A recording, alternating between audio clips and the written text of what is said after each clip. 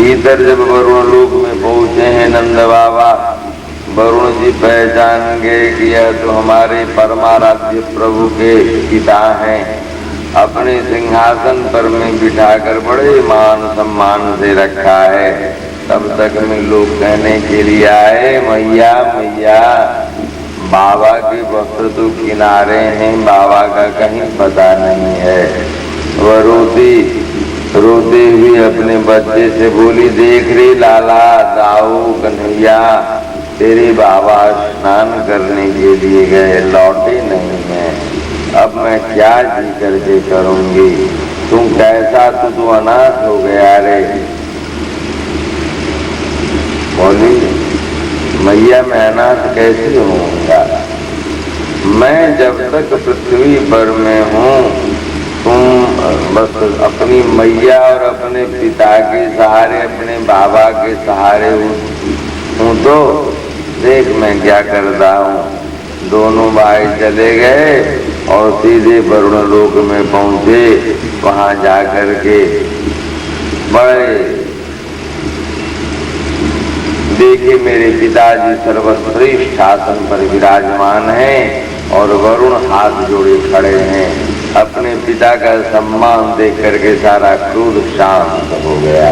बोले ठीक है, वरुण के ऊपर में कृपा करने के लिए ही हमारे पिता बाबा नंद पहुंचे। बस श्याम सुंदर की आराधना की गई और वहां से फिर उन्हें सब कुछ विदाई करके ऊपर तक छोड़ाया गया। अब अवतार का मुख्य कारण जो था वह रासलीला। कल की कथा में हमारे पंडित जी के श्रीमुख से चीर हरण श्रवण किए होंगे। चीर को वेदांत में वासना कहा गया है।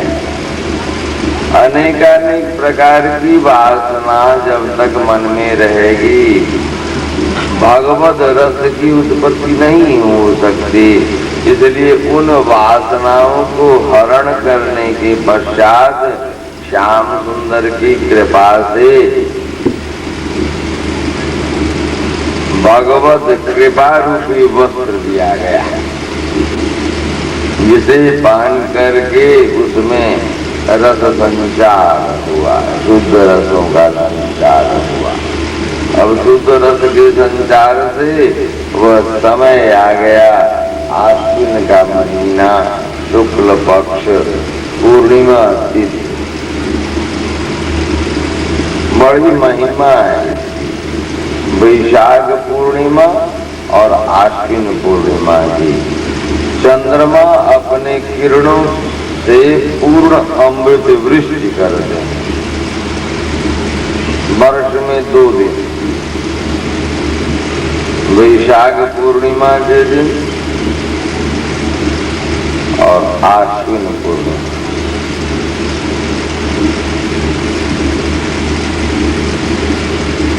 गोविंद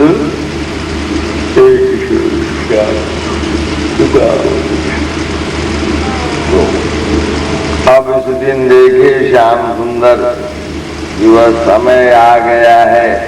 अनेकानेक अवतारों में आश्वासन देते देते हमने भी समस्त अवतार इसी रस का आस्वादन करने के लिए लालायित हैं।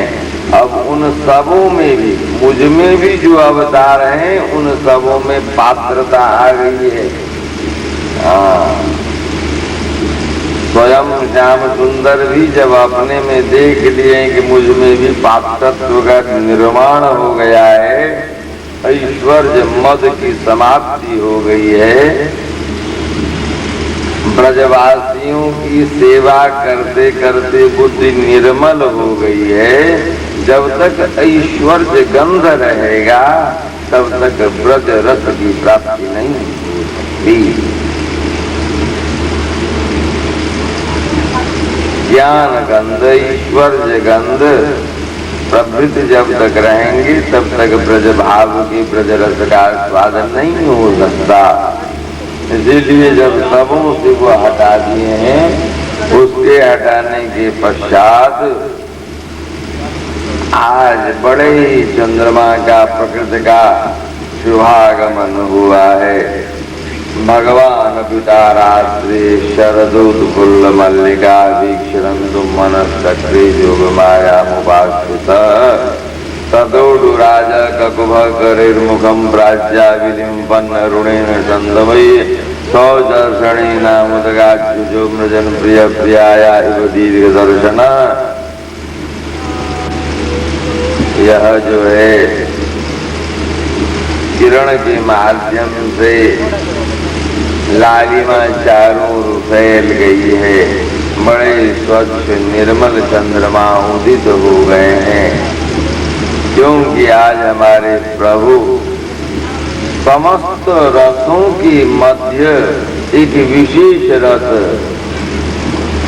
आस्वादन करेंगे भी, आस्वादन करवाएंगे भी।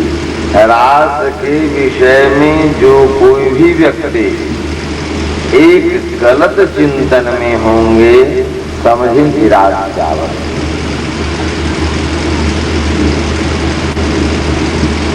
यदि साहित्य के छात्र होंगे तो बड़ी अच्छी बात होगी। साहित्य के छात्रों में भी डिग्रीधारी होंगी, उनके लिए नहीं। वो संस्कृत के हों, वो हिंदी के हों, उससे मुझे मतलब नहीं। साहित्य के हों, वो बंगला साहित्य के हों, अंग्रेजी साहित्य के हों, रस तो सबों में है।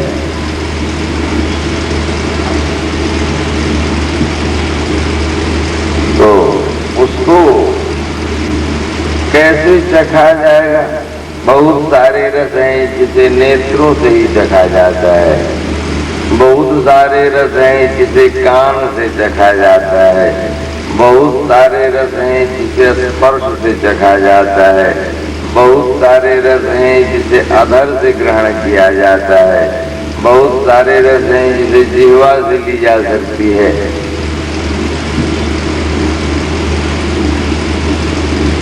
परंतु सांसारिकता से संबंध रखते हुए आत्मरस नहीं लिया जा सकता। हमारे मिथिलांचल के परम ऋषि महर्षि याज्ञवल्क्य के द्वारा जिसके विषय में अंतिम चिंतन किया गया, रसो वैसा, तैत्तिरीय उपनिषद, रसम हेवायम लब्ध्वानंदी भवति।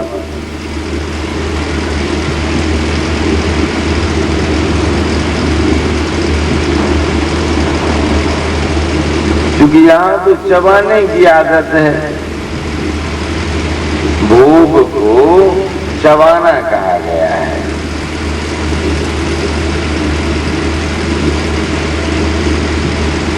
चबाने के बाद रस की प्राप्ति होती है, परंतु उन रसों का क्षरण हो जाता है, गिर जाता है, यानी मृत्यु हो जाती है। रस का आस्वादन तो तब होता है जब ऊपर की ओर उसकी गति होती है। अधोगति और ऊर्ध्वगति दोनों में भेद है, यह पातंजलि सूत्र का विषय है।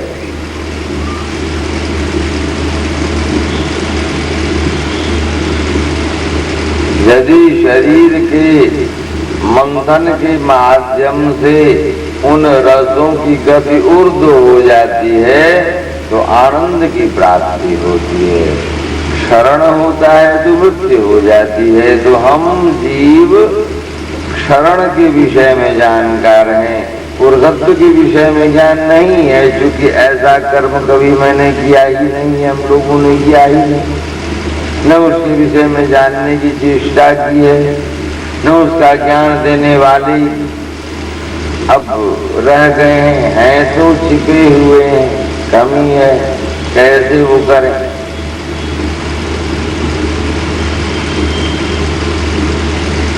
आवश्यकता भी नहीं समझते।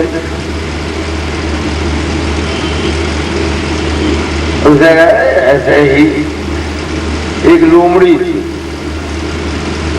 वो अंगूर के बाग में गई, अंगूर बहुत ऊपर थे, वो पकड़ नहीं पाई, बहुत ही भूखी थी। लोगों ने पूछा और उसके साथियों ने पूछा, क्यों भाई अंगूर कैसे लग रहे?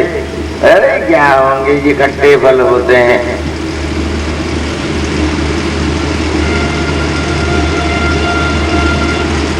अंगूर खट्टे नहीं होते, अंगूर तो मीठे होते हैं। पहले वाले जो जेरूशलम से आया करते थे, लकड़ी की पेटी में उसमें खाने बने हुए रहते थे, उसमें रुई दे करके एक खाने में एक ही अंगूर आते थे, कालीमा लिए हुए, श्याम रंग में, बड़े मीठे होते थे। अब भी आते होंगे, अब तो यहाँ भी उगने लगे हैं, परंतु वो चीज नहीं पाई जाती है, वो मिठास नहीं मिलती है, वो रस नहीं मिलता है। अब आप कहीं के भी आम खाओ, अपने मिथिलांचल के आम की बात कुछ अलग होती है। दिखने में आम जैसे तो बहुत सारे लगते हैं। केसर की बात करो, बने हुए केसर बाजार में आते हैं, परंतु श्रीनगर के अंतर्गत उस 40 एकड़ में जिस केसर की सुगंधी प्राप्ति होती है उसकी बात कुछ अलग है। इसलिए कहीं कहीं की जो बात होती है वो अलग होती है, एक विशेष उत्पत्ति का कारण बन जाता है। और इसी प्रकार से दिव्य रस के समूहों को आस्वादन करने और आस्वादन कराने की क्रिया का नाम ही रास है। ये रसानाम समूह रास। उस रस को पी करके अंतर हृदय अंगड़ाई लेने लगा।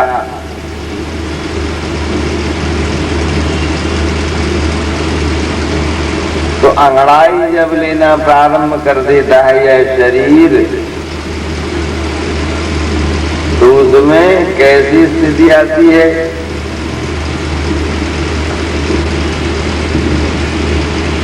नाचने लगता है व्यक्ति। भैया मद्यपान करते किसी व्यक्ति को आपने देखा होगा, वो ऐसे ऐसे चलता रहता है, बिल्कुल नशीली आंखें उसकी होती हैं। यह भक्त के भावों का रस जब भगवान पान करते हैं, यह भी बड़ा ही मधुमय है।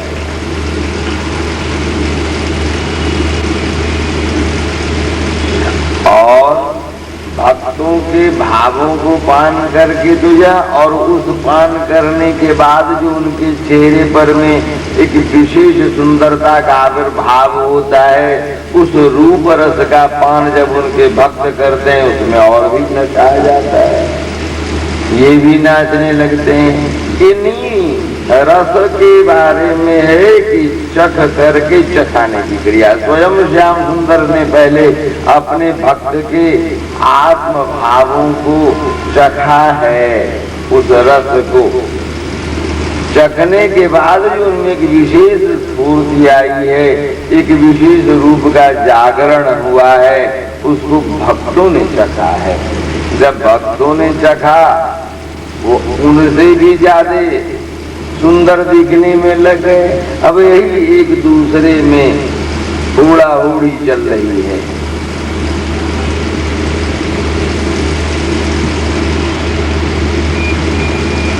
बोले अरे मेरी भक्ति इतने सुंदर, इसको तो मैं कभी देखा ही नहीं। और वो भी कहते हैं कि मैंने भी नहीं कभी नहीं देखा। जो परिचित थे वो कौन है? इन्हीं के भ्रमण की लीला कुंजों में खोजना, क्योंकि क्षण प्रतिक्षण नवीनता को प्राप्त होते चले जा रहे हैं।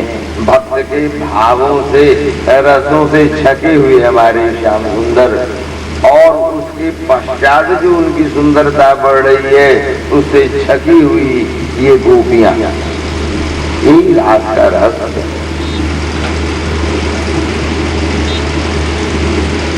लोग इसे विकृतता का रूप देकर के चिंतन करते हैं।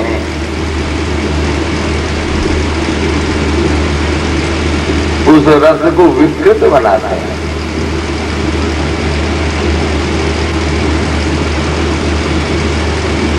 बहुत बढ़िया से भैया आपने गाय बहुत दिनों की ब्याई हो गई है। पहले तो 5 लीटर दूध देती थी भाई, अब 1 लीटर दूध देने लगी है। उस समय के दूध को आप उस गैया को क्या क्या खिलाते हो? तो भैया अखरोट खिलाता हूँ, काजू किशमिश सेब संतरे अंगूर वगैरह खिलाता हूँ भोजन में। अब उसके दूध 1 लीटर पर जब आ गए, उसको भी बहुत ही प्रेम से आपने गरमाया खौलाया धीमी आंच पर में। उसमें मधु मिलाए हो, उसमें थोड़ा सा हल्का सा कपूर डाले हो, उसमें थोड़ी सी इलायची, छोटी इलायची वो पाउडर बना करके डाल दिए, ऊपर से थोड़ा सा केसर आप डाल दिए, उसे अपने भगवान को आपने भोग लगाया।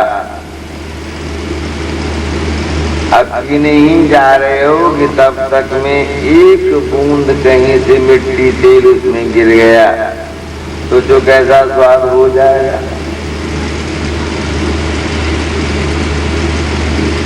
उसी प्रकार से इस भागवत रसरास की जो वार्ता है, उसी प्रकार से दुग्धवत है, उज्ज्वलमय है, रसमय है, सुगंधिमय है। उसमें अपनी मानसिक विकृतियों, विकृत रूप 1 बूंद मिट्टी तेल डाल करके उसे दूषित कर देते हैं।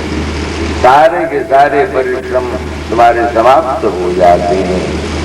अब तुम यदि पियोगे भी तो उल्टी हो जाएगी, वमन हो जाएगी। इसलिए हमारे परमाचार्य श्री सुखदेव गोस्वामी ने कहा कि देखो भैया, इसे सही सही पियोगे तो विक्रीडितम ब्रजवधो विदितम जब विष्णु श्रद्धान्वितो श्रृणयात वर्णयेत्य भक्तिं परां भगवती प्रतिलभ्य कामं हृदरोगमाश्रप हिनो चिरेण धीर।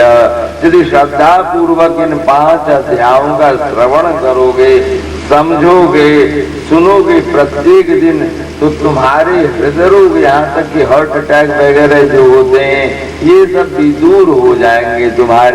तुम्हारा मानस और हृदय दोनों शुद्ध हो जाएगा और इस रस का आस्वादन होने लगेगा।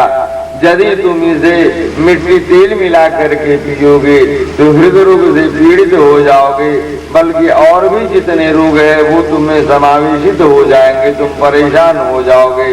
लोगों में हल्ला करने लगे, अरे ये कैसा दूध है, ये कैसा रस है, ये तो ऐसा है वैसा है। अपनी गलती को स्वीकार नहीं करोगे, मुझे नहीं गलती। इसीलिए धीरा शब्द का प्रयोग अंत में किया है। धीरा का मतलब होता है जो अपने शुद्ध बुद्धि में लीन हो। पहले या दूसरे दिन चर्चा हुई थी, बुद्धि में 4 दोष हैं, भ्रम, प्रमाद, विप्रलिप्त, करुणा, पाठव।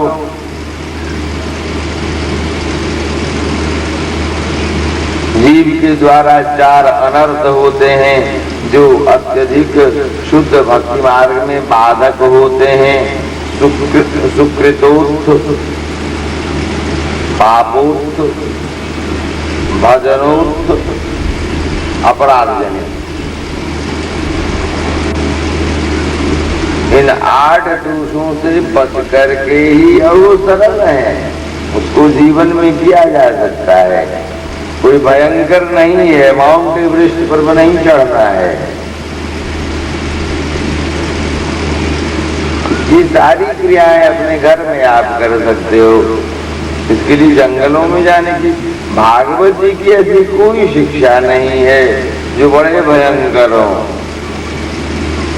क्योंकि सरल से सरल, समस्त जीवों के लिए अति सरल पद्धति ही हमारे गोविंद ने प्रदान किया है जीवों को।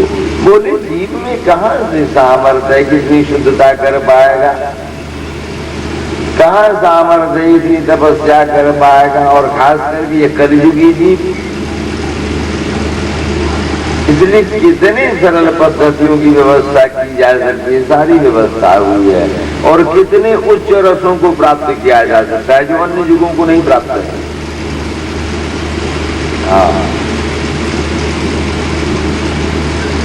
इसी पद्धति का पूर्ण वैज्ञानिक विकास हमारे श्री कृष्ण चैतन्य महाप्रभु श्री नित्यानंद प्रभु ने किया।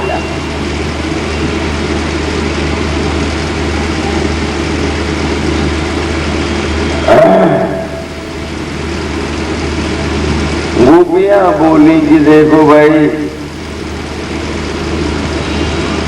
श्री कृष्ण के संयोग में भी रूप दर्शन, उनकी सेवा और वियोग में नाम स्मरण, उनका चिंतन,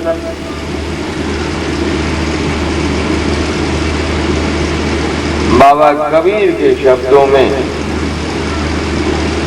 विरह जगावे दर्द को, दर्द जगावे जीव, जीव जगावे सुरति को, तो पंच पुकारे पीव, पी पी करता दिन गया रैन गई पिय ध्यान, बिरहीन को सहजय सदे भक्ति योग तप ज्ञान।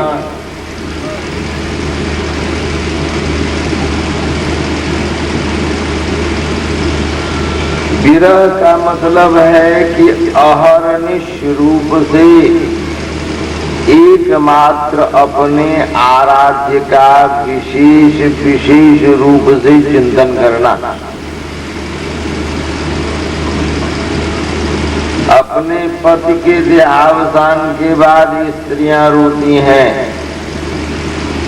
अपने पिता के देहावसान के बाद पुत्र पुत्रियां रोते हैं, परंतु कितनी देर तक?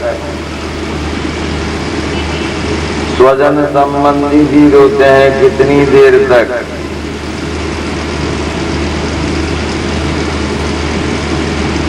और क्यों रोते हैं? यदि स्वार्थ की पूर्ति नहीं होती है, क्यों रोएंगे? अच्छा हुआ मर गया। लेकिन श्याम सुंदर को जो स्वयं परात्पर पर ब्रह्म है, जो कभी नहीं समझे ब्रजवासी की, ऐसा भी है। हाँ, भागवत जी में कहीं कहीं भगवान शब्द का प्रयोग हुआ है। आपके यहाँ भिक्षा मांगने के लिए जब कोई गरीब भिखारी आता है और कुछ उल्टी सीधी बातें कर देगा, तो आप व्यंग से बोलोगे हाँ हाँ ये राजा साहब आए हैं। अब भिखारी को राजा साहब आप कहोगे, वैसे ही ब्रजवासी भी ने भगवान शब्द से व्यंगात्मक बोध में प्रयोग किए हैं। भगवान नहीं माने हैं, अपना माने, कुछ मांगे नहीं है इनसे, कुछ इनसे लिए नहीं है, हमेशा ही इनको दिया गया है, हमेशा ही इनको दिया गया है।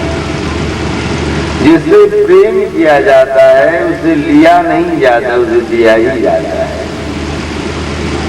यदि लेने और देने की बातचीत हो गई तो वह प्रेम नहीं है, वह तो व्यापार है। बनिए के यहाँ आप जाते हो तो पैसे देते हो, सामान लेते हो, ये विनिमय क्रिया है।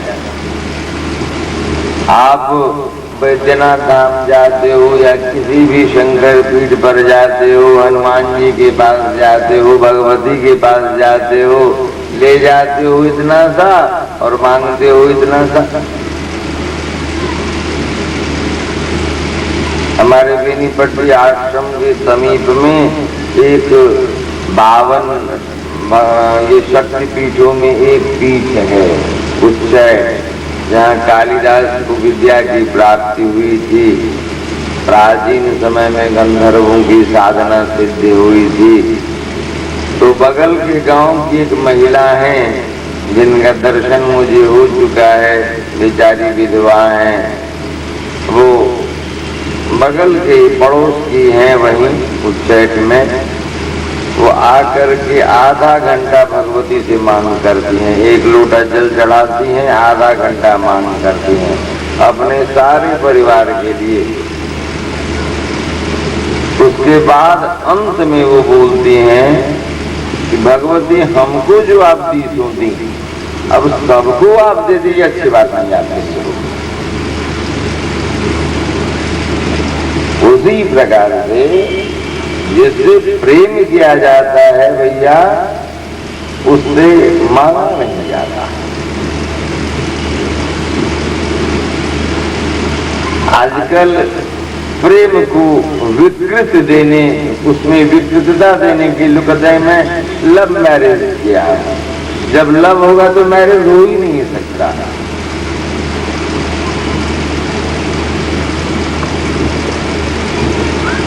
अब किसने निकाला यह शब्द, यह तो मुझे नहीं मालूम। वर्ड्स की मीनिंग होते हैं, उसके ओरिजिन है, उसकी फीलिंग्स होते हैं, उसका आइडिया होता है। अब उसकी गहराई में तो जाए, क्योंकि बाइबल के सिंजा में ईसा मसीह के द्वारा तो यही कहा गया कि love is God and God is love.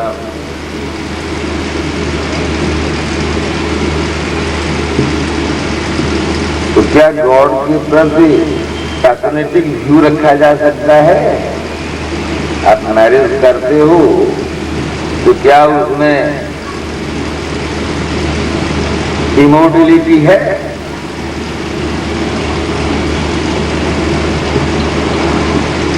इसीलिए शब्द में गड़बड़ी आ जाने से परेशानी बढ़ती है।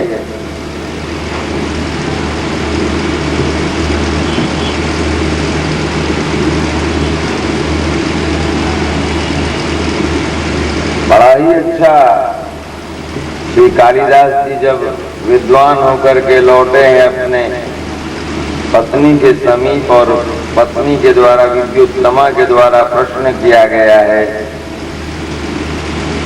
अपने आप में बड़ा विचित्र है। एक सरोवर है, सरोवर के बीच प्रातः काल का समय है, एक कमल खिल रहा है।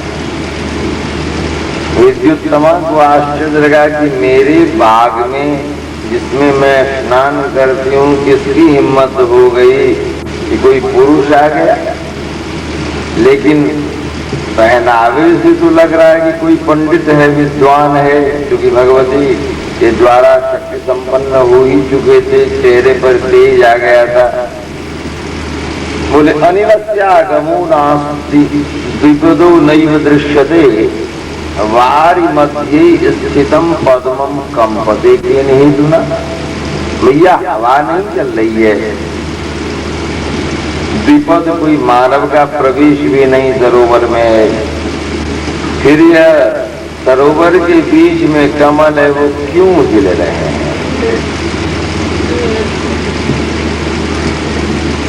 सीधे भ्रमर नहीं कहा है कालिदास ने, उपमा कालिदास कह करके प्रसिद्ध है।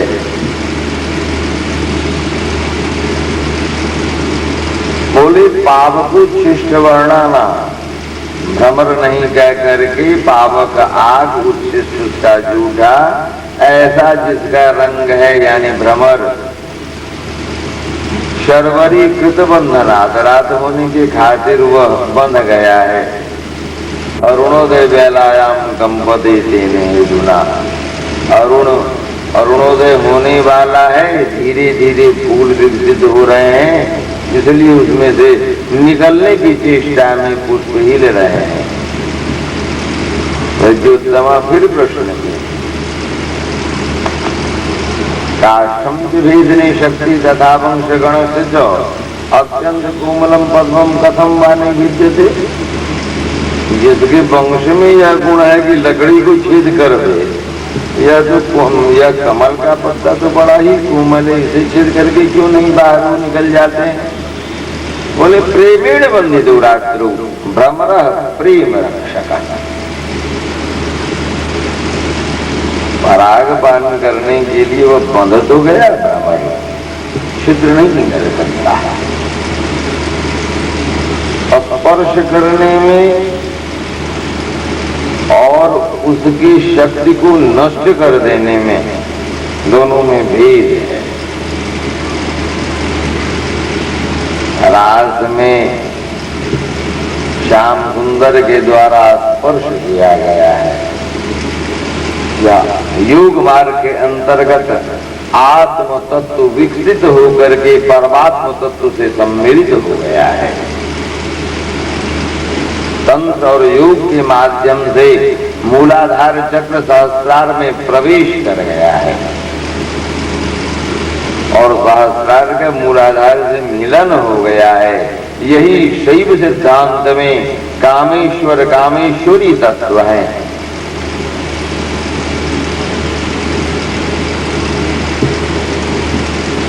शैव और शाक्त दोनों सिद्धांत हैं।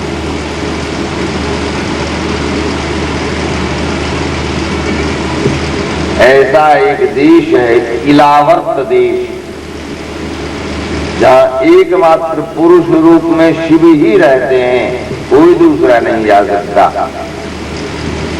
यदि कोई पुरुष का प्रवेश हो गया तो वह स्त्री हो जाएगी। पार्वती जी अपनी समस्त सखियों के साथ वहां विराजमान रहती हैं श्रृंगार करके, जिसका वर्णन कालिदास जी ने कुमार संभव में किया है। श्रीमद् भागवत के ये पंचम स्कंद में इसकी चर्चा आई है और नवम स्कंद में इसकी चर्चा आई है। श्री रामावतार में भी इसकी चर्चा आई है। रास क्या प्रसंग है, परंतु श्री कृष्णावतार में परिपूर्णतम स्थिति में यह महाराज तत्व है। क्या आप चिंतन कर पाएंगे? इसलिए राज पर विकृति स्वरूप से दर्शन करने वाले सावधान हो जाएं, कम से कम अब। ये सभी में है, जैन बौद्ध आदि सबों में राज तत्व की चर्चा आई है। ये साधना पथ का विचित्र तत्व है। ईसाइयों में भी है, सूफियों में भी है, ये मुसलमानों में भी है। साधना तत्व से अनभिज्ञ होकर के सुनी सुनाई बातों को लेकर के उड़ जाना ये मूर्खों की बात है। जब तक सिद्धांत की गहराइयों में प्रवेश न करें तब तक आलोचना करने का अधिकार भी नहीं है। अब कथा क्रम को आगे बढ़ाते हुए अपनी श्री कृष्ण की पूर्णतम स्थिति गोविंद कुशेर नाम हम कर लें भाई, और श्रोताओं से क्षमा मांगते हुए कि अभी दशम स्कंद आज विश्राम करना है इस पाली में। समय की व्यवस्था के बारे में आज मेरे पास में कोई समय नहीं है। प्रवेश मैं करूंगा, कब तक जाऊंगा, कहां तक जाऊंगा, यह कहना बड़ा मुश्किल है। हम अपनी चाल में चलने वाले हैं। मेरी चाल में आप लोग चले तो अच्छी बात है, न चले तो भी अच्छी बात है। मेरा सिद्धांत है हमन है यार मस्ताना, हमन को दुनिया से यारी क्या, हमन हरिनाम साचा है, हमन को होशियारी क्या। सदाई गुरु हरि बोल।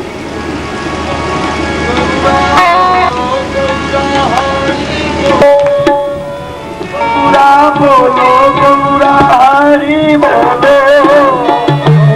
बोलो गौरा हरि, गौरा बोलो गौरा हरि बोलो, गौरा बोलो गौरा हरि बोलो, गौरा बोलो गौरा हरि बोलो, गौरा बोलो गौरा हरि बोलो।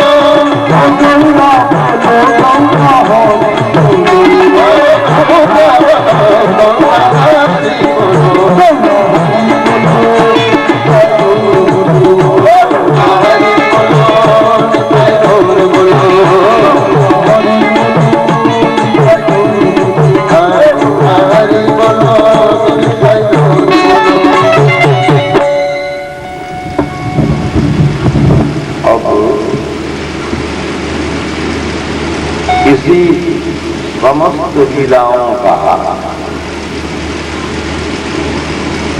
चिंतन होता है। मानस के माध्यम से, रामायण के माध्यम से देखेंगे राम की लीला बहुत हुई है, परंतु कागभुचुंडी जी महाराज समस्त लीलाओं को जानते हैं, परंतु वो ठहरे हुए हैं कहाँ? बाल उपासना में।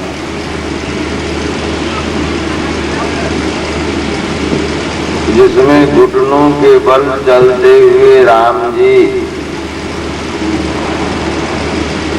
दही मक्खन वगैरह, मिठाई वगैरह अपने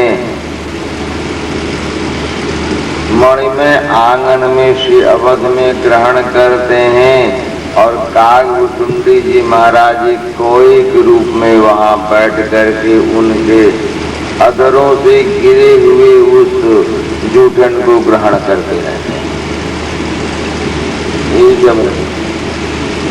उसी प्रकार से ब्रज भाव से भावित जो जीव हैं वो ब्रज लीलाओं का दर्शन करते हुए यहीं तक ठहर जाते हैं,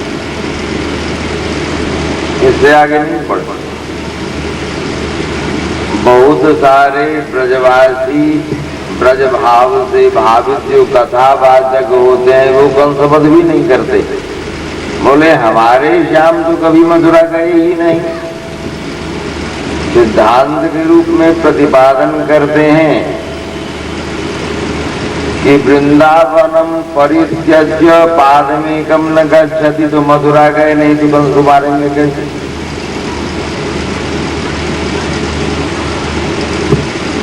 पूछिएगा इसका प्रमाण भी कुछ है? तो हाँ प्रमाण है इसका।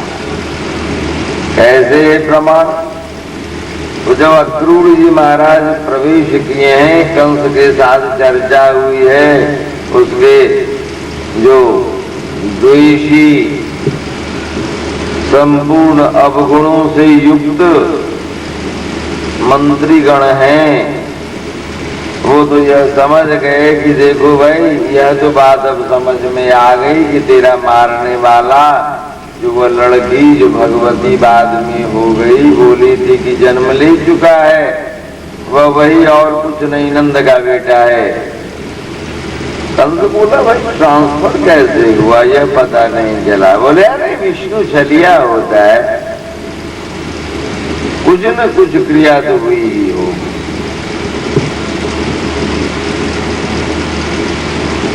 किसी ने कहा कि देखो भाई एक बार रात में बड़ी जोरों की रोशनी हुई थी, कंस के पहरेदारों को बुलाया गया, बोला सही बात बोलो।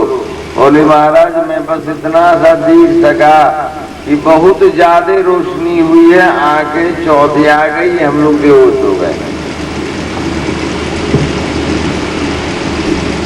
होश में तब आए जब एक बच्ची के रोने की आवाज हम लोगों के कानों में आई और मैं कुछ न किया।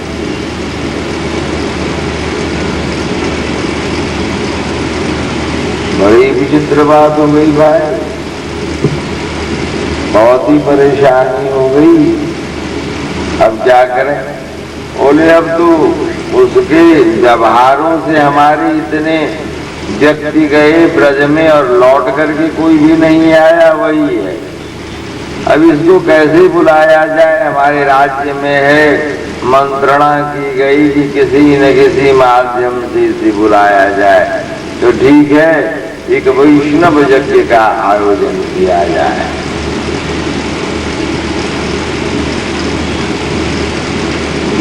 कंस शिव का परम भक्त, परम शैव। अब देखो भैया दक्ष प्रजापति भी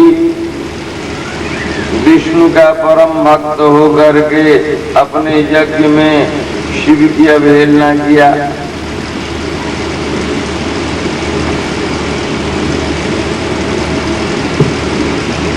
यज्ञ ध्वंस हो गया। कंस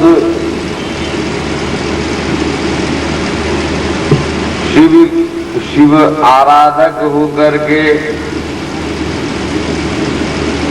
विष्णु यज्ञ कर रहा है, परंतु विष्णु का द्वेषी बन रहा है।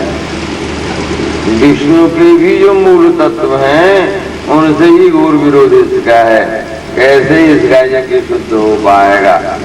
इधर सारे मारने की क्रिया की व्यवस्था हो गई है, परंतु जिसमें कहीं भी कंस नहीं आ पावे ऐसी भी चाल है। श्याम सुंदर को निमंत्रण दिया गया, नंद बाबा आदि को, समस्त गोपों को, कि भाई बड़ा ही विचित्र सभा और आयोजन की व्यवस्था हो रही है। उस यज्ञ में अपने दूध, दही, घी, मक्खन के साथ आप सभी उपस्थित हो। हाँ, चाणूर मुष्टिक लोग मंत्रणा दे चुके थे, देखो भैया गोपों से विरोध नहीं करना। बहुत ही संवेदनशील जाति है यह ज्ञानवान जाति नहीं है। इन लोगों का यदि दिमाग घूम गया तो तेरी सेना पर में बहुत ज्यादा वजन आ जाएगा, भारी पड़ जाएंगे। और यदि इनके साथ मिल करके रहोगे तो विश्व विजयी हो सकते हो। भीतर से भयभीत कंस, ऊपर से बड़ा ही बिल्कुल दिलेर बना हुआ था। ऐसे वास्तविक में कायर ही करते हैं। आत्म पुष्टि से ही शक्ति की पुष्टि होती है, शरीर की पुष्टि होती है। शरीर पुष्टि से आत्म पुष्टि नहीं होती, न पुष्टि होती है। एक से एक संत महात्मा दुबले पतले मिलेंगे, परंतु कितनी शक्ति होती है। झट से वचन दे दें आप जागृत हो जाओगे, वरदान दे दें आपका मंगल हो जाएगा, सोचो तो कितनी शक्ति है। आप परिश्रम करके भी किसी को उतने मंगलत्व की व्यवस्था नहीं कर सकते हो। आप परिश्रम करके उतना कष्ट भी नहीं दे सकते हो। इसलिए आत्म पुष्टि का उपाय सबको सोचना चाहिए, जो सरल है परंतु बड़ा ही शक्तिवान। तो सुखदेव जी महाराज कहते हैं कि इसमें अक्रूर जी को भेजा गया। अक्रूर जी दुखी भी हुई और प्रसन्न भी हुई। बोले अपने आराध्य के भतीजा लगेंगे। श्याम सुंदर संबंध के आधार से बोले, जब से जन्म लिया है देखी ही नहीं है तो प्रभु आराध्य हैं, वाणी ऐसी ही है, परंतु आएंगे तो क्या इनका वध होगा, मैं ही दोषी होऊंगा। बहुत कुछ सोच विचार करके गए, अपनी सारी व्यवस्था लगा करके गए गुप्त रूप से कि कहाँ तक मैं उन्हें बचा पाऊंगा। वहां जाकर के नंद बाबा से मिले, यशोदा मैया से मिले, अपने ज्ञान विज्ञान के सिद्धांतों को समझाए, एक कहानी सुनाए। उसके आधार से उन्होंने यह साबित करने की चेष्टा की कि यह आपका लड़का नहीं है, यह मेरे भाई और आपके भी बड़े भाई वसुदेव जी का लड़का है। नंद बाबा बड़े शालीन थे। बोले, अब जैसे आप यह सोचें कि आज की तारीख में इस समय आप यहाँ मौजूद हैं,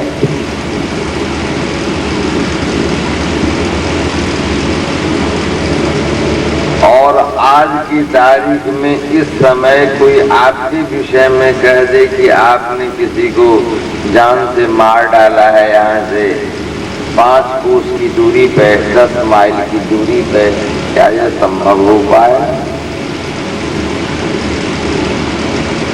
जिस दिन जिस समय की अक्रूर आप बात करते हो, लाला तो मेरे पास था, कैसे वसुदेव जी का हो गया। लेकिन यदि मेरे लाला से किसी को सुख और शांति की प्राप्ति हो तो मैं दुख सह लूंगा। यही वैष्णवों का कर्तव्य।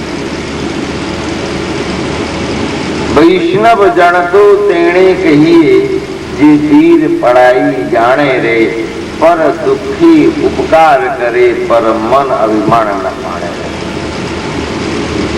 अपने संतान, एक ही संतान वर्षों बाद हुआ है, उसे किसी को दे करके भी यदि उसे शांति मिलती है तो दुख हम झेल लेंगे। गोविंद नहीं।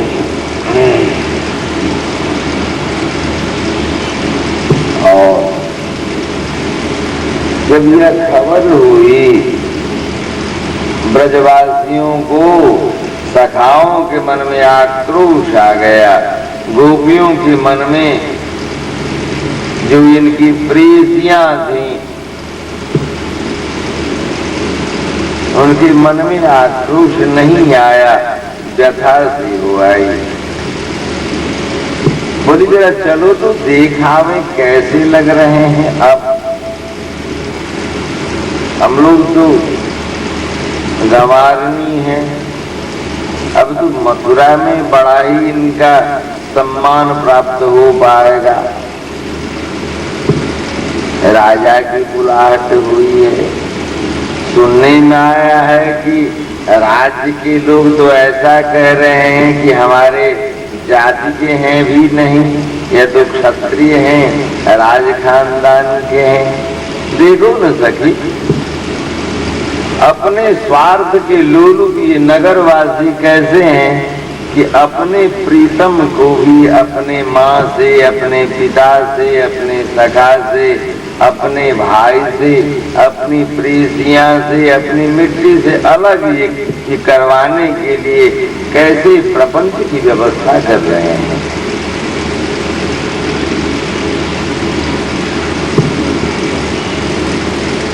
ब्रज के सभी सखियों ने जाकर के अपने प्रीतम के चेहरे को देखा, उनके नयनों में झांका,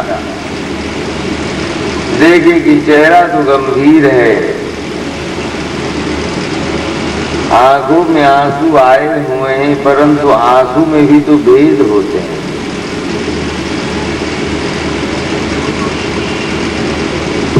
विरह के आंसू हैं या मिलन की संभावना के आंसू? मथुरा में मिलन होगा, ब्रज में विरह है।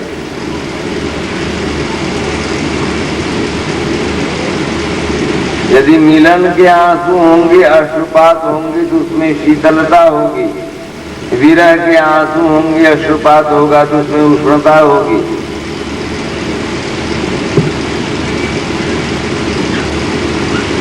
देखेगा कौन?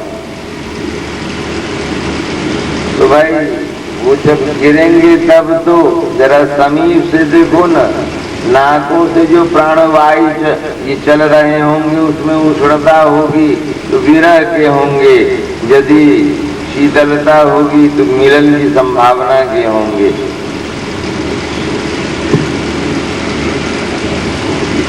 स्पर्श करके देखो,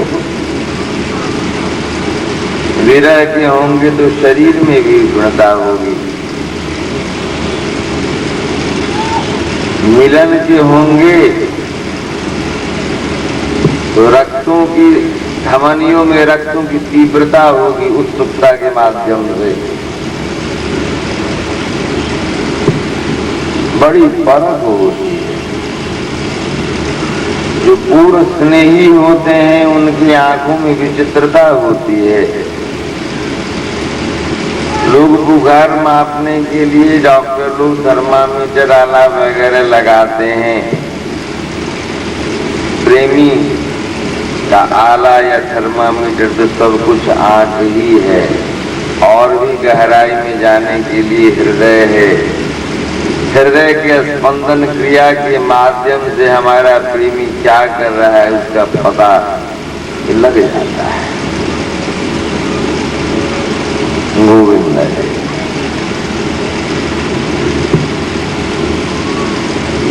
लेकिन ऐसी नौबत आने में देरी हो गई थी। कुछ ही देर के लिए गए, सबों से मिले, बोले देखो तुम लोग घबराना मत, मैं जरूर आऊंगा। बड़े प्रपंची हैं, सबों को खुश रखना चाहते हैं।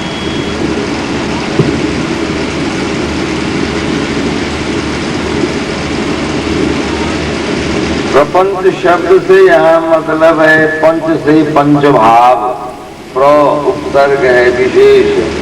विशेष रूप से 5 भावों को जो संपादन करने में कुशलता प्राप्त कर लिया हो, शांत, दास्य, सख्य, वात्सल्य और माधुर्य, वही प्रपंच है, वही प्रपंची। हाँ, शब्द एक अर्थ नहीं।